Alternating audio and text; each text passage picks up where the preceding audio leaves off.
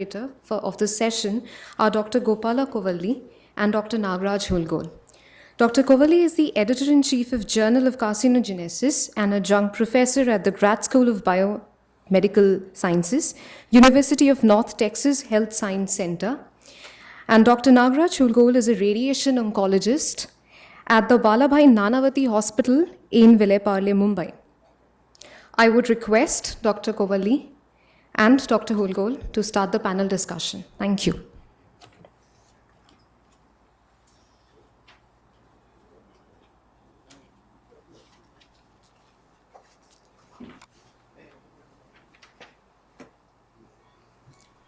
So we invite other two people.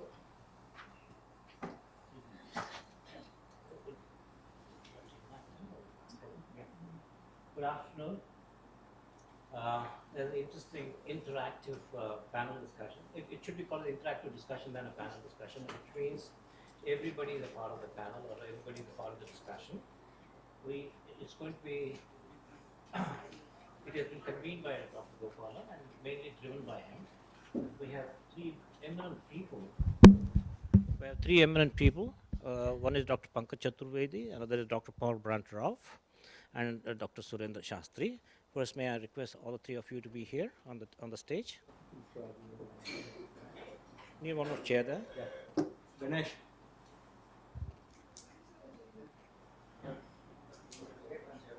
Yeah.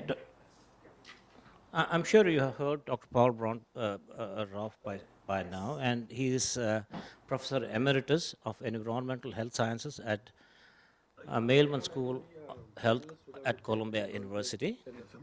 And Dr. Pankaj Chaturvedi and Surendra Shastri are from Tata Memorial Hospital. Pankaj is known for his tobacco prevention. He is very passionate about it, and he believes that nobody should eat tobacco. I don't know whether nobody should grow tobacco is also the part of it. Maybe. Anyway, we'll discuss as we go along. And Dr. Shastri is into preventive cancer in Tata Memorial Hospital. And I think they've recently concluded a very, very important clinical trial for visual inspection for early diagnosis. So with this, we have the people on this side and all of you are there. And I request Dr. Gopala to start. Good afternoon, everyone. What I thought I'll do is I will start by showing a few slides that I thought could be the basis for our discussion. Like Dr. Nagaraj said, this is not for a panel discussion. It's going to be interactive discussion, okay, among the audience as well as the panelists here. So what I thought I will do is I'll start with a few questions, right? So can you just project it for me? Okay. So the first question is that anybody, okay, for the entire audience to wake up, okay? Is cancer curable in your opinion? How many people think cancer is curable? There's no pass or fail. Everybody can raise a hand if you think it's curable. Okay. I can count the hands, okay? That means that is not a hope, okay? According to you. Okay? I'm not giving the answer one way or the other. The panel will decide how we are going to interpret the outcome of this question. Okay. Did anyone get the question? What did I ask? Is cancer curable, correct? So how many cancers are there? Do you know roughly types of cancers? Yeah? I gather that about Dr. Shastri and Dr. Pankaj and Dr. Nagaraj will qualify the answer. I gather 100 types or subtypes of cancers are there, right? So when I ask a question, is cancer curable, the answer should be promptly, what kind of cancer are you talking about, right? So the answer would depend on that. If the indolent cancers, probably the patients will die as the normal aging population would die. If it's aggressive cancer, obviously the outcome would be different, right? So that is the kind of a perception difference that would give us the answer as to how hopeful we are or how hopeful we are not, all right? So let's see if I can go to the next one. Also the stage at which it is discovered? Excellent. So, excellent. So the other question I have, and then I have given you the multiple answers to help you people. What can you do to avoid getting cancer? Right? Which one is right? Avoid stress. How many people think that's the right answer? 1, 2, 3, okay. Do nothing. 1, 2, okay. Do exercise. Oh, there's a lot more people than other two categories. Okay. So the reason why I put up this question is, it seems Paul and I discussed before we left US, that there seems to be a renewed effort for fatalistic theory to take over the wonderful attempts that have been going on for prevention and cure activities by interesting and provocative paper. I think Paul is going to mention some of the points in his remarks, is that by Bert Vogelstein and group, wherein they were suggesting that cancer arises out of karma, okay, or bad luck, whatever they call it in that way. So I think it's statements like that, publications like that are going to derail, if not already derail, the progress we have been making in decades, that do what you need to do whatever you like to do, but cancer, you can't prevent it. But the answers are that preventable, some are preventable, some are not preventable. Therefore, what we are also seeing is that, as opposed to the statistics we had earlier, wherein 50%, the literature says 50%, 40% cancers are hereditary. Now we know that no more than 10-12% are hereditary. The rest of them are all somatic mutations, all somatic alterations in our cells that lead to cancer. Correct? All right. This is the question after our lunch. How many people think Indian diet is very healthy? Okay. How many people think Indian diet is very healthy? Okay. You did not ask me a question because I was thinking at least one person would ask, what do you mean Indian diet? Is it Indian diet is like Indian genome, right? It's very diverse, isn't it? The way you cook it, what you cook, where you eat. We'll come back to the camera. Right? These are all the questions. Therefore, some general questions with a very broad brush would not give us the right answers, isn't it? So we are going to discuss in this one. I think we have experts.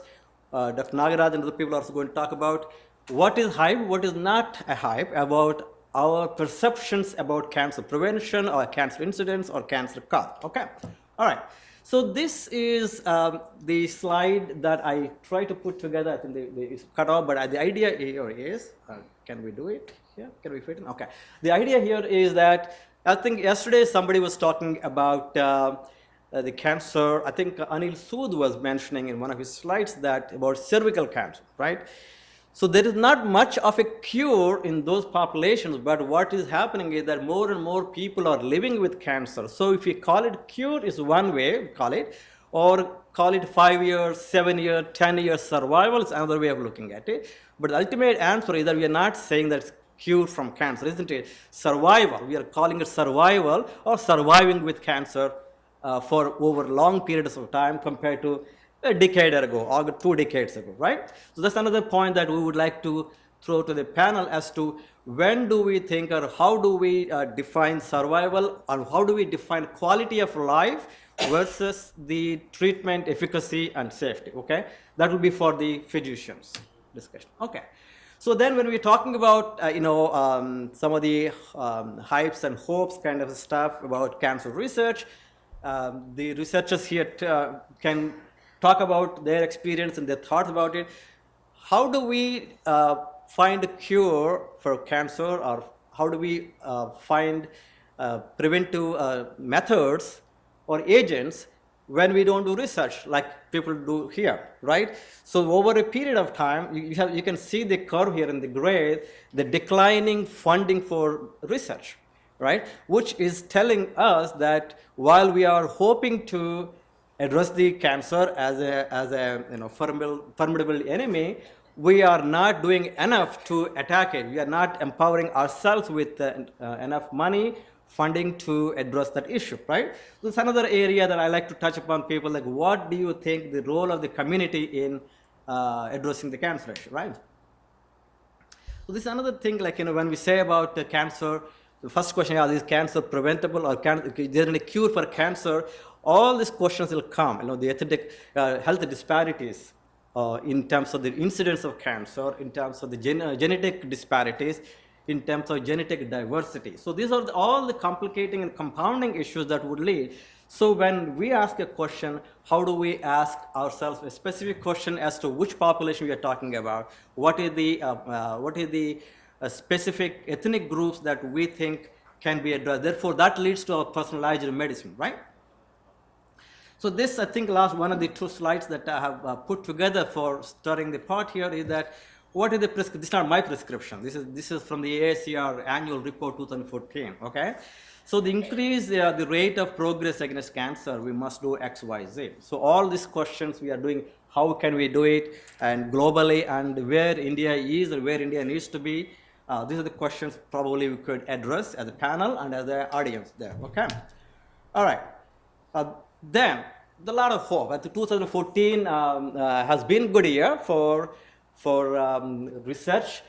FDA approved 42 drugs. I think out of that, 21 are anti-cancer drugs, right? Which is good. I think it has never been that many in my reading. Therefore, it's a very good hope that there are good drugs coming up, and that is a hope, isn't it? So this is a list of all the drugs that have been approved over a period of time. Therefore, there are so many in the arsenal to fight the cancer, but how effective they are, how safe they are, that will be the questions for the panel as well, right?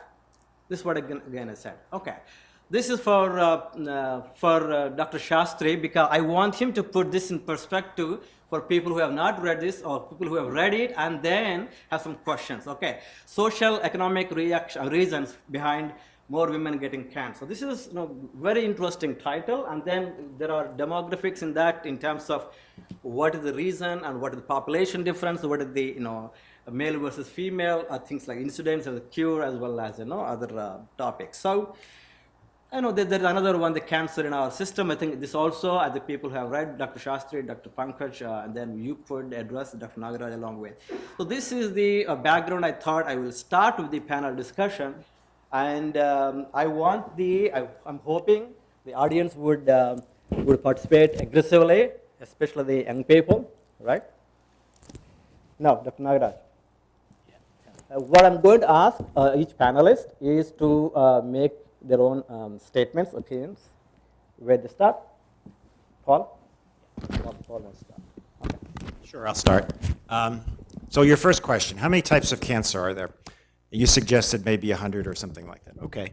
But if you look at the molecular level, perhaps each cancer is an individual event, different from every other event. So if we have millions of new cases of cancer every year, that would mean there are probably millions of types of cancer, hence the arrival of personalized medicine, or precision medicine, if you will.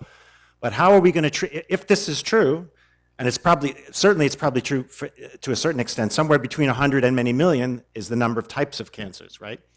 So, but let's assume that each individual is his or her own type of cancer. How do you do evidence-based clinical trials with an N of 1? I don't know. If it's true for treatment, though, it might also be true for prevention. So we probably have to move into the era of precision prevention, or precision personalized prevention. And so you ask questions about what things should a person do. Well, maybe it's not the same recipe for every person. For some people, we were discussing this morning about diet, but somebody who might have diabetes might have a different diet in terms of cancer prevention than somebody who doesn't.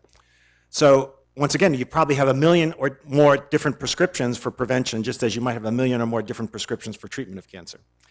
And before I pass this on, I just wanted, because you raised the issue of the Tomasetti and Vogelstein article, there are certainly problems with that article, but let's say that there's some truth to it. Unfortunately, I think when I first heard about this, I read it in the popular press, and the message was, well, you can't prevent cancer because it's just bad luck. 2/3 of cancer is bad luck, so forget it. I think the message that's going to sink into the populace is, there's nothing I can do about it. It's just fate. I don't believe that, but I think that we're going to have a long hill to climb to get people to realize that was not exactly what the article was saying. So now again, starting with that magic number of 100, we may have hundreds of the problem, but if we want to solve the problems or address the problem, we have to set our priorities. And if you set our priorities, then you can focus on the commonest problem, then less common problem, and the least common problem. And that is how the funding should go, that is how the government policy should go, and that is how the entire workforce utilization has to be done. Now, of the 100 cancer, if in India, talk about India, 3 million prevalent cases, 1 million new cases every year, and 500,000 deaths every year. It's a huge number. And therefore, it is a priority. Now, people may have nihilistic that cancer is not curable, cancer is a way of dying, and what Vogelstein's publication says that it's just a probability that you will get a cancer. You are not responsible for it, your genes are responsible for it. That was a very wrong press release that went, and later the Johns Hopkins apologized. They changed the press release. They apologized for the misinformation that was given. And if you go to the Medscape, the amount of articles that have blasted that publication is immense. Now, looking at India, if you look at the men's cancer and the women's cancer, the men's cancer, the top 5 cancers are oral cancer, lung cancer, esophageal cancer, stomach cancer. In the women, it starts with breast cancer, cervix cancer, then again comes oral cancer, and then down below. Now, if you look at the 5 cancer in the men, all these are preventable cancers. And they have got common etiology. If today you ask me what is the strongest biomarker for cancer, I would say tobacco, alcohol, areca nut, and HPV. Now, this is not rocket science. Everybody knows. It has been known for many, many years, maybe decades. We have not been able to address those well-known, well-established facts. And unless we do that, the cancer, whatever we talk about, it becomes more of an academic exercise. Now, 50% of the cancer death in Indian men is with the lung and oral cancer. 50% of the deaths in women related to cancer is breast and cervix. I can't talk about breast, but cervix, we know down up everything about cervix cancer, how it can be prevented, how can it be early detected. And here we are talking about whole academic exercise of personalized medicine and everything, where we have not even handled the basic prevention and early detection. Okay, well said.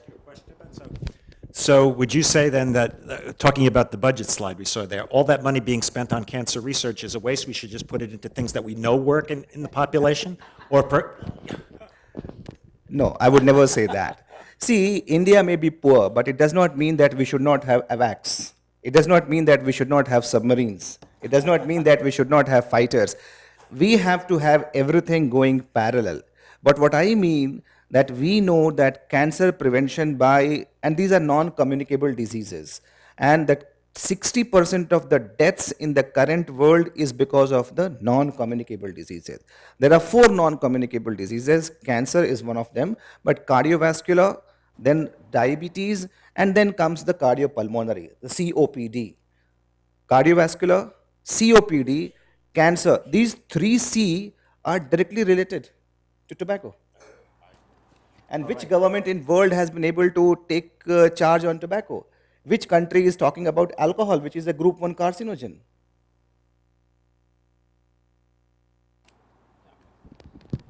You want to say something, Doctor? Then he will have a longer time. Yeah, let me take a look at some of the questions which have been or may have not been answered, put up by Gopal. You asked whether cancer can be cured, and many of them said they can, and some of them said they probably can't. Most people said no. Most people said no, yeah. Very few people very hopeful. Yeah, it's a very qualifying kind of a question and qualifying kind of answer, whatever answer you give. Firstly, I think we need to understand that like most non-communicable diseases, whether it is diabetes, whether it is hypertension, cardiac disease, the disease can be controlled in the person with appropriate treatment and medication. The person definitely has benefit if it is detected at a very early stage, detected very early in life, so that he goes on treatment.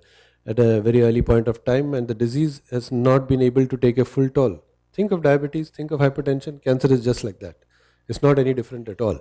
And I think probably Dr. Nagaraj would tell you a lot more about living with cancer and survival and things like that, because I don't think anybody can say it better than him. Coming to the dietary part, whether the Indian diets are healthy or not, save for the deep frying that we do of everything, our diets are healthy. Right? If only we avoid the deep frying by some method, change in cooking or change in mindsets, probably we have the healthiest diets. And why I'm telling you that is that even a person or families who call themselves as non-vegetarians in India, whatever community, caste, religion they might belong to, they're real non-vegetarian, and here we are talking about carcinogenic non-vegetarian. We're not talking about fish, we're not talking even about chicken, we're talking about red meat. That red meat content in the diet would be just about 30% of that one diet which the person takes once a week.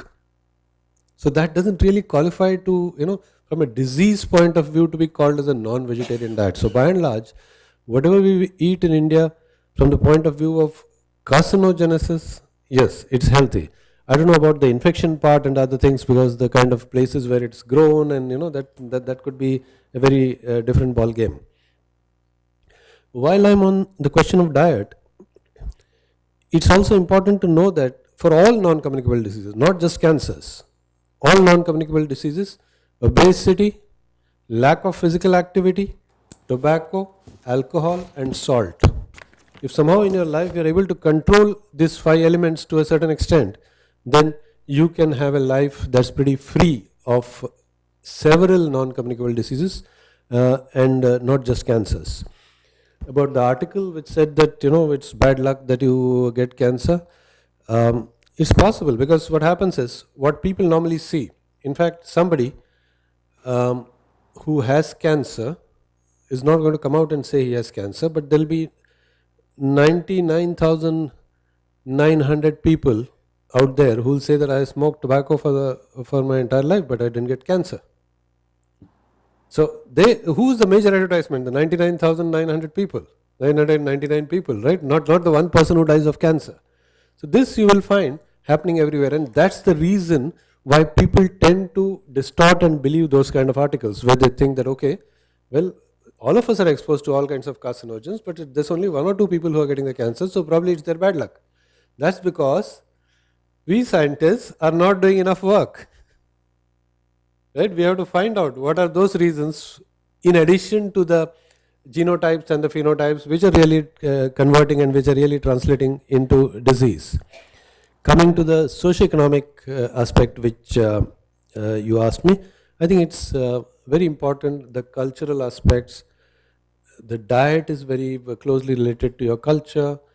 How you approach a particular disease is very related to the culture. There are several positives and negatives in all cultures which either help or harm the disease. For example, in India, you will find that there is no mindset for going for prevention of diseases. There is no mindset for going for preventive checkups. Other way around, end stage disease in India, not just your family, but your wife's family, your neighbors' families, everybody will be around you to help you, which doesn't happen in the Western cultures. Here the society is so close-knit that in Tata Memorial Hospital, we have to tell people, listen, only 1 patient and 1 attendant. You can't have 15 people standing here. So it's a very cultural thing. And that particular article which came up, it was talking about why there is a general kind of a feeling that women's cancers is increasing much more than men's cancers in India. That's actually not true. It's a kind of relative phenomena. If you look at the incidence of cancer in our country, it is way, way, way below what you find in the West. For example, breast cancer, about which there's a lot of hoopla right now, you have only 30 per 100,000 in India. If you go to the US, the CS data, it's about 130, 140 per 100,000. So we are 1/4 or 1/5 our incidences. However, the population itself is so large, number one. Number two, the statement that I made was that there's a lot more awareness, at least in the upper middle class sections of the society, and more people are getting themselves checked up and more cancers are being detected. Otherwise, they would have been just quietly lying there somewhere in the society, nobody would have known about it. So, more awareness and more cancers being detected is giving you a kind of, inflated feeling that the number of cancers are suddenly rising. It's not actually so. Thank you. Dr. Nagaraj. Yeah, I think they have already discussed quite a bit about the first. Yeah, they have already discussed. Or maybe we'll slightly change the trend. The title itself is Hope and Hype. I thought we should first understand what is hope and hype before going on with further discussion. And is there anybody who wants to say what is hope? That you are hoping a good discussion like this, and what would be your understanding of hope? Anybody here? Springs eternal, the human breath. Yeah, anybody here? It's a distinctly human characteristic. Yes, of course. Yeah, anybody who? Yeah, please. Yes, stand up and then make yourself identify. My name is Shrikant Basu. I am from Actric itself. Uh, so when we join Actric, first thing that we look at the website and see it's a cancer research institute. Okay, so probably we will do something in cancer. But I have been here for 5 years, and I've been working with cancer and cancer cells and all these things. I've attended many conferences, but the general feeling that is still developing is that there is no cure for cancer. So the hope that was developed when I joined in Actric, with knowing with the amount of time that I've been here, spent here, not only in Actric but been to conferences, I think that it's a huge amount of hype that has been created with the huge amount of medicines, next gen sequencing, and all those sorts of things. But the basic reasons what these results of these next gen sequencing are coming up, no one is trying to find out what these mutations or something is being done is actually important for cancer or not. So the basic science is being I got it. lacking behind now. Yeah, I got it. So according to you, hope is an unrealistic expectation? Yes, in this case, it is becoming an unrealistic explanation Defining because of the amount of work that is not going into basic science that is required. I'm trying to generally define the theme of the afternoon, so we all understand what we're talking. So according to you, it's an unrealistic expectation. Yes. Hope is an unrealistic expectation. In this case, it hope is General something we definition. You're expect a it would be scientist, general good. definition. But Anyone else? No, let me clarify. I think he's not to discourage him. Your point is very well taken with respect to cancer. That's fine. Yeah. But what he's asking initially is what is general definition? No, general definition. Anyone else who would like to say what's? Yeah, yeah, that's great. One more. Right. Yeah, please tell us. Right.